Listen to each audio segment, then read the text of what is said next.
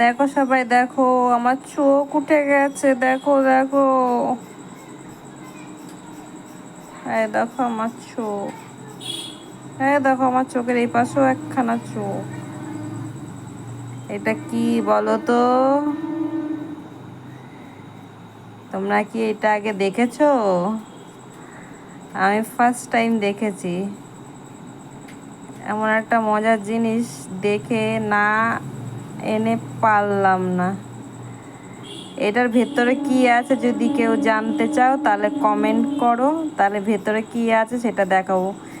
কিন্তু এটার ভেতরে কি আছে সেটা আমি নিজেও জানি না।